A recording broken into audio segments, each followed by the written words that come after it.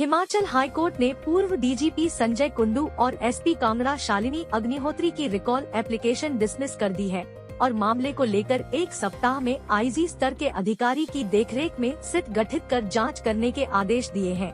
Supreme court के आदेशों पर संजय कुंडू ने हाई कोर्ट में रिकॉल एप्लीकेशन दायर की थी, जिसको लेकर हाई कोर्ट ने 5 जनवरी को फैसला सुरक्षित रखा था। हाई कोर्ट के आदेशों पर सिट को 28 फरवरी तक फ्रेश स्टेट्स रिपोर्ट अदालत में देनी है। इसके अलावा सरकार को कारोबारी निशांत शर्मा और उनके परिवार को आगामी आदेशों तक पुख्ता सुरक्षा व्यवस्था सुनिश्चित करने के हाई कोर्ट ने आदेश दिए हैं।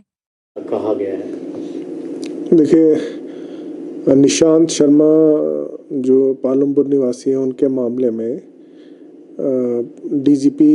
संजय कुंडू तथा एसपी शालिनी अग्निहोत्री ने एक एप्लीकेशन दायर की थी जो तथा उसमें ये रिक्वेस्ट की थी ऑनरेबल कोर्ट से कि 26/12/2023 के आदेश को वापस लिया जाए तथा वो किसी प्रकार से इन्वेस्टिगेशन में इंटरफेयर नहीं कर रहे हैं, उन्हें अपने पदों पर बना रहने दिया जाए। आज उस याचिका को उच्च न्यायालय ने खारिज कर दिया है और प्रदेश सरकार को पुनः अब पुराने आदेश को रीट्रेट करते हुए कहा है कि इन्हें इनके पदों से स्थानांतरित कर दिया जाए। ये भी आपके ध्यान में है कि संजय कुंडू जी को प्रिंसिपल सेक्रेटरी आयुष लगा दिया गया था तथा बाकी कार्यवाही भी सरकार कर रही थी। आज के मामले में उच्च न्यायालय ने इलेबोरेटेड रीजंस देते हुए कहा है कि प्रथम दृष्टया इस मामले में कौन सी ऐसी कार्यवाही थी जिससे ये प्रतीत होता है कि अगर डीजीपी कुंडू अपने पद पर बने रहेंगे तो फेयर जांच होने की संभावना नहीं है। तो वो तथ्य न्यायालय ने आज अपने 34 पेज के आदेश में रखे हैं। और एसपी शालिनी अग्निहोत्री के बारे में न्यायालय ने कहा है कि उन्हें जैसे ही कंप्लेंट मिली थी, बजाय कि उसकी प्रिलिमिनरी इंक्वायरी करते, उन्हें तुरंत एफआईआर दर्ज करके उसकी जांच अपने आप या किसी अपने सबऑर्डिनेट अधिकारी द्वारा करवाई जानी चाहिए थी। क्योंकि उन्होंने तुरंत आदेश नहीं दिए और स्वयं एक इंक्वायरी करने का फैसला किया, न्यायालय के अनुसार प्रथम दृष्टया ये सुप्रीम कोर्ट की जजमेंट की अवहेलना है ललिता कुमारी केस में तथा उस मामले में के अनुसार प्रथम दृष्टया एसपी शालिनी अग्निहोत्री ने भी वो चुस्ती नहीं दिखाई जांच में, इस कारण वो उस पद से उनका स्थानांतरित होना भी जायज़ है जो जांच के हित में है।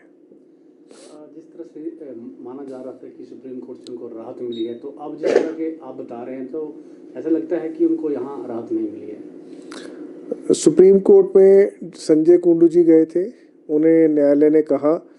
कि आप दोबारा वापस हाईकोर्ट जाएं, क्योंकि उनकी वहाँ याचिका थी कि मैं इस मामले में पार्टी नहीं हूँ, मैंने किसी प्रकार से कोई एफिडेविट नहीं फाइल किया, बल्कि मैं एक कंप्लेनेंट हूँ क्योंकि मेरे खिलाफ एक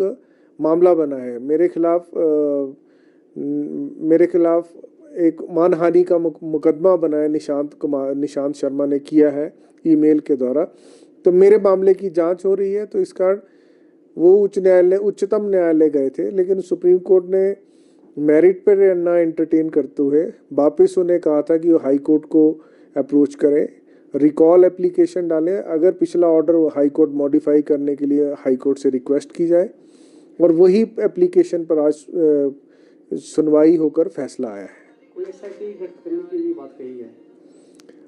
हाँ, प्रदेश सरकार की तरफ से न्यायालय को बताया गया था कि अगर उच्च न्यायालय को ये प्रतीत होता है कि इन्वेस्टिगेशन जो 2 आईओ अभी इन्वेस्टिगेशन कर रहे हैं वो फेयर इन्वेस्टिगेशन नहीं कर रहे हैं, तो प्रदेश सरकार इस मामले में आईजी लेवल अधिकारी का एक एसआईटी गठित कर सकती है। तो आज न्यायालय ने कहा कि ये प्रदेश सरकार अपने आप इस पर फैसला ले कि एसआईटी गठित करनी है या नहीं करनी है,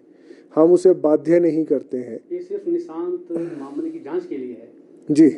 निशांत मामले की जांच के लिए। एक और महत्वपूर्ण मामला था, क्योंकि निशांत शर्मा ने भी और सुप्रीम कोर्ट में संजय कुंडू जी ने भी कहा था कि इस मामले को सीबीआई को दे दिया जाए, परंतु प्रदेश सरकार ने ये दलील दी थी कि ये मामला उन रेयरेस्ट ऑफ रेयर मामलों में नहीं बनता है जिसमें सीबीआई को दिया जाना चाहिए। तो हमने ये कहा था कि इस मामले की जांच प्रदेश सरकार, प्रदेश की एजेंसियां करने में सक्षम है और इस मामले की जांच करके फेयर इन्वेस्टिगेशन की जाएगी। शिमला से कैमरामैन युगमार्ग टीवी।